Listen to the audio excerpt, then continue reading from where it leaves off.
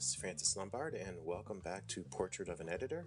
In this episode, I reconnect with Amanda Meadows to discuss her new gig, acquisitions, and the upsides of having an agent. And we also have a quick update on Mutiny Black Girl Magic from Fairsquare. A reminder, there is a Portrait of an Editor Patreon page.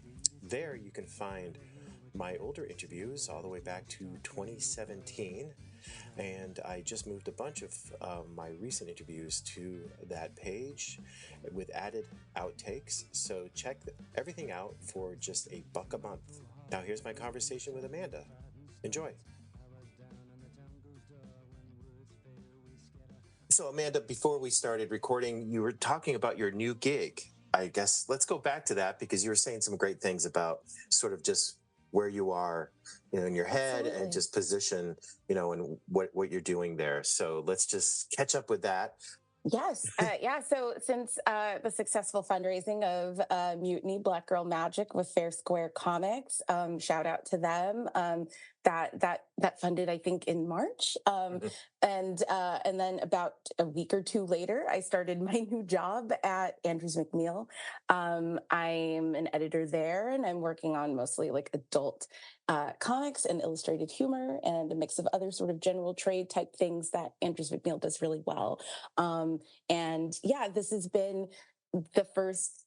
You're sort of catching me as I'm turning a corner in the first sort of month and a half, 2 months of being at a new place and getting a lay of the land and, new systems, more people, more roles, more sharing the load, which means more understanding what I need to provide to get everyone else's jobs where they need to be. And so it's been exciting and anxiety inducing and fun.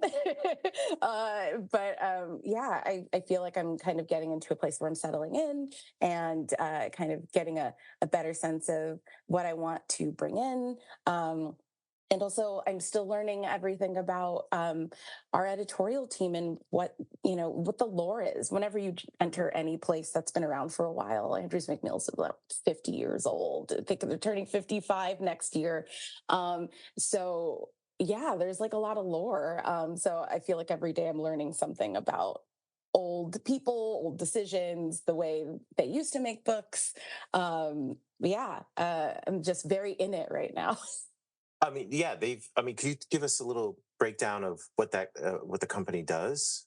Absolutely. So Andrews McMeel started as a comic syndicate. They started with, I believe, and I'm not the official historian of this company, but working with Gary Trudeau on Doonesbury, and then they sort of formed a company around the comic strip, sort of step by step, realizing all the things that need to be in place to distribute. And then it just sort of kept growing. I mean, they got Kathy Guyswhite, they got Jim Davis, they got, like a lot of the 70s and 80s comic strip folks are Andrews McMeel folks. And that honestly was a big part of the comic strips that I grew up reading. The LA Times and the Orange County Register Sunday pages were full of their comics. And so I was reading them. My dad was reading them to us as a kid. It's how I learned to read, was from Garfield mostly and other bullshit. So this is like, it's really interesting to sort of grow up with a company like that that's always been really focused on humor and amusement and like giving people like joyful reading experiences. And so I think that philosophy is like carried on into like their growth as a big publisher. They make a lot of books. And in the past like 10 years, poetry has been huge. Rupi Kaur of Milk and Honey is like one of the biggest authors on that list. And there's a lot of like new stuff kind of just germinating from that office, because they're always thinking of new things. They're looking at what's successful. They're looking at what customers want and going, oh, what would be a fun thing to make for dog owners? What would be a fun thing? And that's a very like open and playful type of ideation space that I enjoy being in. It was very much what my partner and I, Jeffrey, were all about when we had our small press, The Devastator, which was all humor. So there's like a lot of just like nice Midwestern folksy kind of dad joke style culture at AMU in a way that's like really fun. So I enjoy um, all of that. But yeah, they've grown so much in the last 20 years, especially. And it's something that I didn't even fully realize until I started was that they're the largest calendar publisher in America. And like, I mean, those Far Side calendars alone are like a huge part of the business. And I always just sort of joked about that to myself, like, oh man, how much how big of a pillar are the Far Side collections and calendars. And yeah, every year it's something that people really look forward to. So yeah, like I feel like I'm still learning a lot about the company's history from the things that I missed. And I mean, they've had a lot of eras in the 90s and the 2000s where they tried new things, and some of them work and some of them don't. And I think we're sort of in that space again, where we're trying to figure out what is exciting for people who like to read. What will get them to buy something and have a physical experience with it in hand versus, like I'm a big Libby and Hoopla person. Some books are Libby Hoopla books, and some books I need to hold. And we're trying for the latter, and so I'm kind of getting back on the bike of thinking about things that way, as opposed to just the creator. This is a very creator focused company, but the voice and the message of that author are just as important in the product. And at previous places, it's always been like, this is our pure idea. We're gonna fucking do it. I don't care if you like it. We're gonna make you buy it. We don't have a marketing plan. And here it's the opposite. It's very much a streamlined publishing company. So I'm learning how to sort of warp my weirdness around their system. Now, do they? Speaking of marketing, and there's been an issue about marketing all in a conversation ever since I got into comics. Is marketing something that's really talked about, and that they spend money on marketing? Is that a part of the process of bringing a book to the public? Because there's always that question of like, what does comics do about marketing? Well, not a lot, or just trust Twitter, which is obviously the numbers show that doesn't do anything. But Yeah. what's that experience like? Is there real marketing involved and real discussions and real money? And then what's that experience for you like? It's a great question. The answer is yes. This is maybe the most robust marketing team I've ever worked with. It's also a really enthusiastic and ambitious marketing department, like in a way that I'm actually kind of not used to. I'm used to folks really like having goals and wanting to fight for things, but not having the like one foot in front of the other, sort of energy you need to have and actually attack and execute the marketing plan. And I think a lot of that starts just at the very beginning at acquisitions. Marketing is a huge part of it in a way that is different from past places I've been, where they're there, but they haven't necessarily come in with like their own data. There maybe the data is, whatever's going on in their gut noggin that morning. And that is very valuable and valid sometimes, but it doesn't always get you where you need to go when it's like, we need to figure out who this book is for and how to get to them. We can't just totally coast on vibes there. At Andrews McMeel, it's very much you bring things in, you have comps, you have done a little bit of research on the author's platform as an editor, but the marketing department does the bulk of that really. We have like a lot of really great processes where we can request for marketing to do research on authors and specific topics and other trends on social media. And there's a real sort of curiosity and interest in looking at and processing the real trends out there, in a way that like really helps our goals, because our we're not bringing in anything that isn't fully connected to some trend, to some author who, is ready for their debut, or maybe has a great platform but has never really been able to do a book before, or whatever the sort of configuration Hmm. Hmm. is. It's always a formula, and you slot in the values as needed, but that's a huge part of what they provide. They provide that formula and really give us the information we need to make a decision, and that's been like amazing and shocking Yeah. to me. Like I love it, but I'm also getting used to like learning how to work with marketing people who are very motivated to get things done well and right the first time, and I'm just not used to that being the case. I'm kind of used to doing a little bit of the pre-marketing before I bring it to marketing, and really having to sell them on the thing.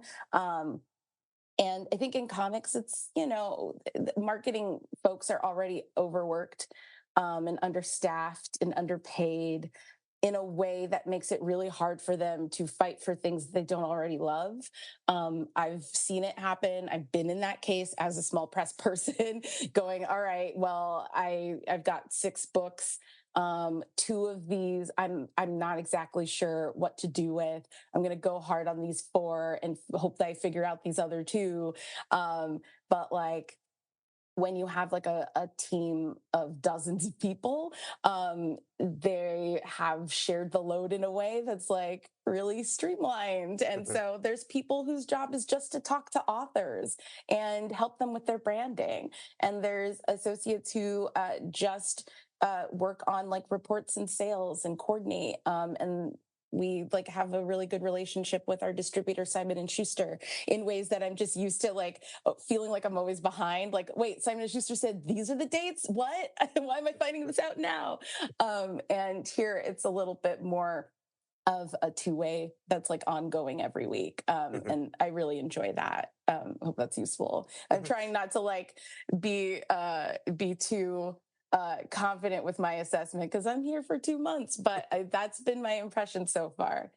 So, did you was this a job that somebody left that you ended up applying for, or was this like a new position that the company created and they were looking for somebody? I mean, because one might have more, I guess, you have to pick up where the person left off, or are you developing your own?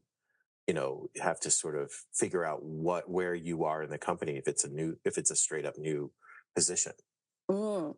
I don't think I was like directly replacing someone, though there was an editor who was there last year who isn't anymore. They had to leave for personal reasons, I think. I don't know them, but I I was actually like referred by a friend. I didn't actually know that there was an opening. I had been freelancing all last year, mostly for Hasbro, doing a lot of editorial stuff, a lot of um, looking at things and kind of ghost editing stuff, and doing sensitivity reads, and like a mix of really interesting tasks to help their editorial department. It was like really fun. Um, and I was also working with a lot of like individual creators on their projects last year. And then like in the fall, I heard from Michael Mochio, who's a wonderful editor, and he was like, I heard Andrews McNeil's looking for somebody and I recommended you. And I was like, what? And he was like, another editor there, Erin Pascal. I told her that I would give you her email and send her your resume. And so I just did, because of like, well, a friend's doing me a big solid. I have no idea what this is in terms of like seriousness, or I when a big enough company is looking for someone, I never assume that they're looking for whoever's applying. There's always Yeah. there's always other people who are floating around who would be great for that job, and they're usually first in line. So I had no expectations. And I'd like talked a little bit with Erin, and she's amazing. She runs the children's list at Andrews McNeil, and um, we we talked a little bit, and then the holidays happened and life happened, and I didn't hear any from anybody over the holidays, of course, and I kind of forgot that the conversation happened. And then in January, I got an email from the VP and publisher Betty Wong, reaching out to say hi and that she would like to talk. And I was a little goofed and gagged. I was not expecting that. And so that was like my signal, like, oh, okay, this is very real. I'm going to start taking this seriously. And I think part of the reason I didn't want to take it seriously is because I have such a like fondness for Andrews McNeil as a company, as a publisher of things that were formative to my growing up. And so I kind of was like, I don't want to get my heart broken by this company. I think that there was a little bit of me like kind of trying to protect myself there. But yeah, I had a really great interviewing process over February and January and February, with Betty and with Lucas Wetzel, who's their senior editor and works on a lot of their comics collections, and Patty Rice, who is a longtime executive editor, who is, I think, like she brought in the oatmeal and she brought in Rupi Kaur. And so it was like really, I was very like starstruck to talk to them because I love all the books that they've acquired, but they really enjoyed talking to me, and I wasn't expecting that. And there was a lot of resonance going on. I was really excited. And it turned out that they really wanted to hire me. And so they invited me on, and in March, just sort of as I was working on Mutiny with Fabrice and Crystal, I was also kind of having these conversations with Andrews McNeil and not exactly sure how it was going to go, but then it went in a great way. And luckily, the timing was that the Kickstarter ended, and I was able to tie up some loose ends. And also, there's a little bit of overlap always, but it was pretty good timing considering. And yeah, like since then it's really just been me like getting ensconced. It's a company with a lot of people who've worked there for a long time. Even the young people, like they've started their careers there and haven't yet left because there's a lot to do and there's a lot they're getting out of it. Well, that's I mean, there's one thing you said. I mean, like a lot of people are like, oh, if I could ever get a job, like looking at me as a fanboy, at Marvel or DC, it'd be the things. But then people are like, don't ever meet your heroes. And you're Mm-hmm. talking about this one, and I can see you're like, should I actually work with one of these publishers who I've looked up to? And I mean, so far so good, I guess. That Yeah. meeting your heroes is not that bad at times. It depends, I guess. Yeah, exactly. And I feel like that's like that line of like heroism versus like I don't know, sort of a respect. And I'm trying, I as I've grown up as a fan, I've worked really hard not to lionize people and brands. Now I kind of, at this stage in my life, I'm like nobody's shit at all. But I'm really amazed and surprised at how welcoming it's been, and how I think tolerant Mhm. they are of my weirdness. Like I brought in a book this week that was so weird. And it's like part of my process of like testing the waters and figuring Yeah. out like this is how I learn what people like and don't like, is by just bringing stuff that's like a little a little bit of a surprise. So eventually I'll get to the point where I'm bringing things that are just right, but I'm kind of bringing like a silly mix of things. Yeah. Now, I've talked in back and forth. We were talking about licensing and acquisition. Is Yeah. that's a big part of your job? From what we were talking on email. So, Yes. can you? We've had other editors talk about that, but can you break down what your take on that is? On acquisitions. Yeah, Yes. on acquisition, especially for this company. I mean, you've done acquisition in other places too, right? Mm-hmm. Yeah, Yeah. and It's what's your been philosophy, and then how's the trans? I guess you're still feeling where you So I guess what's your sort of take? What are you looking for? It sounds like you brought one in to challenge, and see how people react. But then where do you go from there? And then what is your philosophy on that? Yeah, I think my philosophy has always been following my emotions, and that means like just really being able to read my own body when I read something, to be able to tell if I like it enough to then bring it to other people and litigate for it and all that. So it really does start with me, and I think my interests are so broad that I actually have to really work on curtailing my interests sometimes, because I have to kind of remember to stay on game, to use a sketch comedy term, um, because I really do like to do a lot of things, and I like a lot of topics, and I like a lot of genres, and I love nonfiction. I love big deep dives on various topics too. So I'm definitely like at this place learning exactly where my lines should be, and where like, because some people are already doing great at like certain types of books, and I don't necessarily need to step on their toes. And so part of it, coming to a place where there's all these pre-established people, is also kind of figuring out like, Hmm. hopefully I'm not climbing someone else's tree. So I think like when starting at a new place, that's always a concern. But my philosophy is, I'm on team creator, and as the editor, I am the the ambassador and the champion for that creator's work. And if I don't have it in me, if the love isn't really there for the thing and the creator, then it's going to be hard. And so it has to start there. And I'm really lucky that I have really good working relationships with a lot of agents and a lot of creators who I've worked with or haven't worked with or have always wanted to work with. And so I think there's like an openness and communication, that I try to keep. I don't like to. I don't like to carve things in stone too early either. Sometimes a pitch needs a little bit of work. So I do work on proposals with the creators sometimes for a while before I bring them into acquisitions, because I want to make sure that I've got the answers to all the questions that I'm anticipating. Yeah. And sometimes it's easy enough to sort of give those notes and say, here's the laundry list of things that are missing from your proposal, add those. Some people, some pitches and some people are more prepared to just kind of go, oh, okay, I'm missing this, let me figure that out.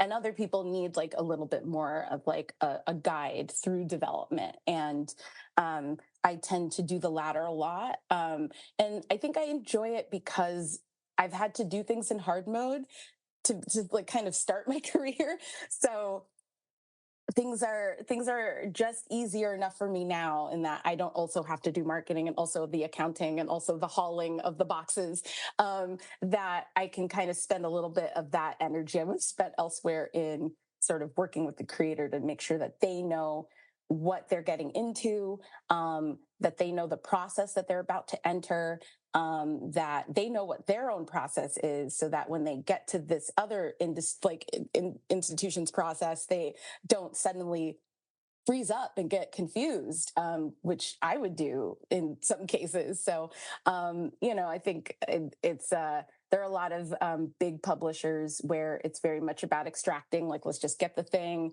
here's the due date, and we're chopping up your advance into 9 payments, and you're going to deal with it. I just don't know how to work that way. I kind of always err towards, how can I get the creator the most money? How can I get them the most time? Hmm. And if I can't do those things, then I work with them to come up with a plan to make it a doable process for them. And so when I'm kind of starting at that place, it's like sometimes I find myself with a long list of things that I'm working on before they ever get to acquisitions. And so then I have like a separate list Hmm. of the things that I've actually started taking into editorial meetings to sort of enter the process. So, um, yeah. And when it comes to, you know, working with with like the publisher and the accounting on like a P&L. I'm always doing my best to push the number up when it's possible. And sometimes that takes just going back to the drawing board and pulling up new comps and trying to come up with the right information to support the argument we're trying to make of, this is going to be a great book for people who are concerned about climate change, but also, want easy things to do that make them feel in their agency or whatever. Like, okay, that's a premise for a book. Let's figure out like what that's going to look like and figure out how that's going to feel first. And then all of the deal stuff, I think, kind of falls into place once everyone has a very clear understanding of what the book is and likes it. And I've also learned that visuals are really the most important thing, especially the bigger the publisher is. If you don't have something to look at, they really don't form an opinion. And in a way, it's like, oh, I don't even want to look at this if there isn't, sample art or cover or something. And so, that's something that's a little different from other, like, at Lion Forge and Oni Press, we always wanted sample pages, always wanted sample art, character designs, setting designs, whatever the creator could give. But sometimes it just wasn't possible. And if we liked the project and wanted it enough, that would be fine. And I think that still happens at places like Andrews McMeel too, but it's more case by case, and it's more like, something has to already be a known quantity for the mystery part to be acceptable. Yeah. So it just sort of depends on the situation. I'm still kind of learning what that is, but here it's very much you bring things in that you're interested in, and we discuss at an editorial meeting, and then that meeting is really just editorial. And in our case, that includes our publisher and our CEO when she's available. Kirsty is very hands-on. She's used to seeing every book that comes in, and so that's like a fun part of like having a relationship with the CEO at a publishing company, that they actually like can recite a title back to you and tell you about it. And like, that's really great. I'm not used to seeing that from like high ups at big companies. I'm enjoying sort of being in those conversations and seeing like what the people at the top of the company think of an idea. And because they know what's been done in the past, I let them tell me, so we did craft books in the 2000s, but they were buy-ins with another company, and we didn't have a lot of control over how they looked, so they didn't look that great.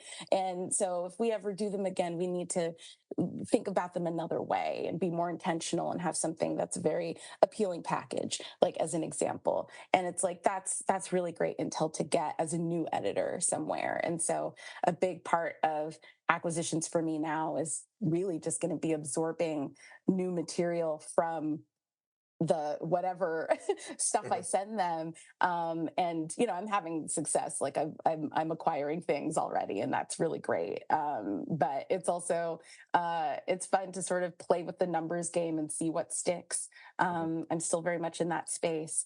But yeah, previously I think things were so much more subjective. I think here it's more like half subjective, half numbers. And at Lion Forge and Oni, I think there was a competition between like our goals, like our aesthetic goals of what we want to be in 5-10 years, and then the financial realities of what they can spend and how they want to spend it in that moment.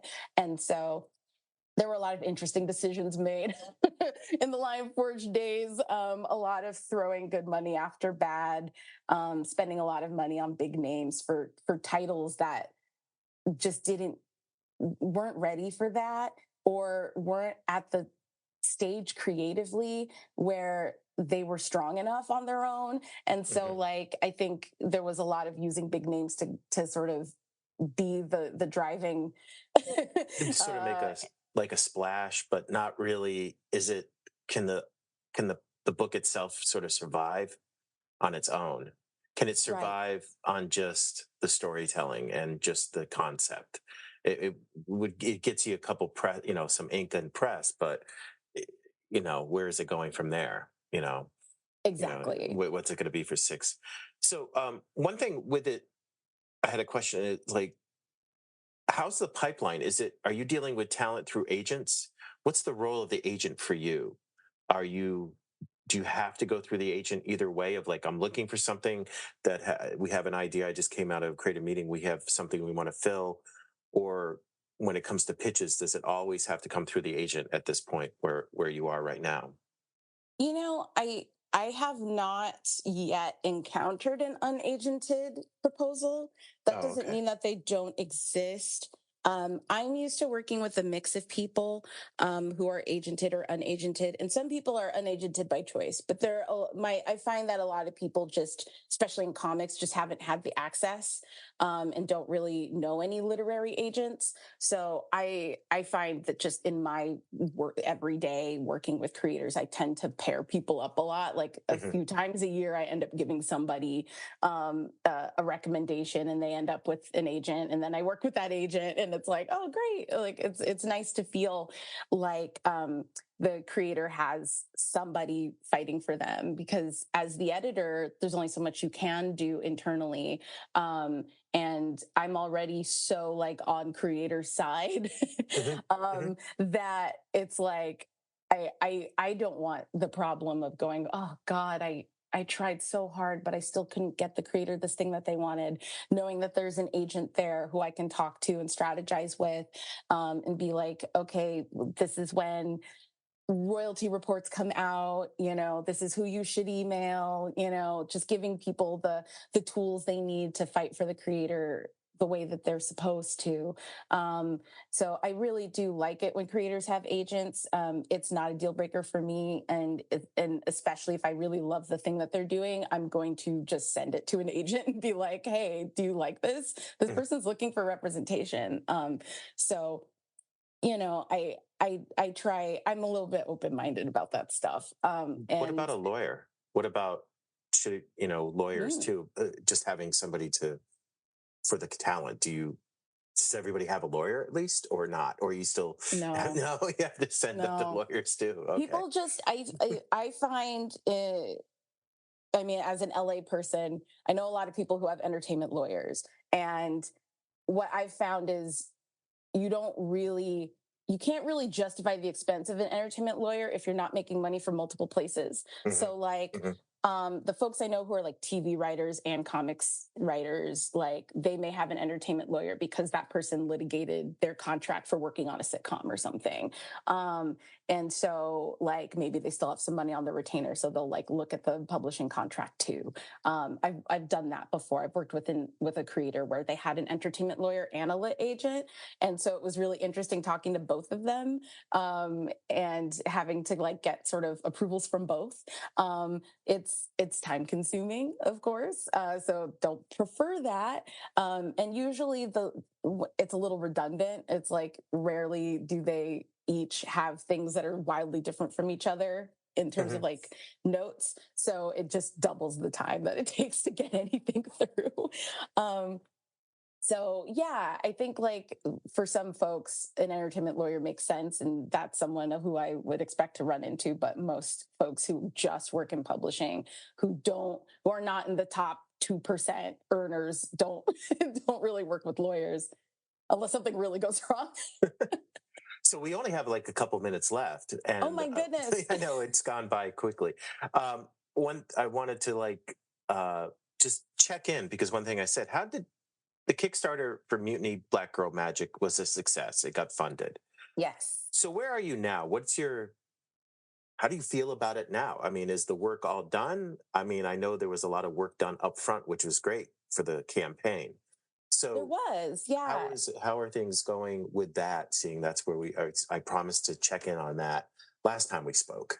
Yeah. So I mean, issue one looks amazing. Hmm. I did my last copy edits and stuff on issue one a little over a month ago, and it looks great. I'm like working with Crystal on issue two. So there's sort of a rough like outline for issue 2 that we're gonna iron out and get that script banged out. And so, yeah, and I believe that Fabrice's plan is to sort of do 2 issues and then go to trade. So we'll see if that plan bears out. I think it's a good idea. So yeah, like I really love Mariah as a character, and issue 2 is wild because now we're like kind of picking up on the other end of the portal, and finding out like what happened to the warrior Lozo, who kind of disappears in the previous issue, and what our protagonist Mariah is going to do about it now that she has this wild ass hammer, and that she's still learning how to use. So I'm really excited about how that's going to go. I don't know what the plans are in terms of publishing like the full story, but I expect that to be within the next year. Yeah, it's such a joy working with Fabrice and Crystal. Fairsquare is, they're really about it. They walk the talk, and I'm also really proud of them and excited that they got an Eisner nom for A Boy Named Rose. I know. Yes, that was awesome news too. Yeah. So I think I'm almost about out of time, Amanda. I'll have to have you come back on again so we can follow up how you've settled in even further into the gig. There's a lot of things we can talk about, and I really want to pursue, talk more about comedy somewhere down the line. I'd love that. That's what that's where I started in comics with my own company with Antics, and you have actually made a success of it throughout the years. So, and turned it into this new gig. Congratulations on the new gig, and I hope LA's being nice to you. I miss it, and thank you for coming on. LA misses you, Francis. It's so good to talk to you again. Thank you.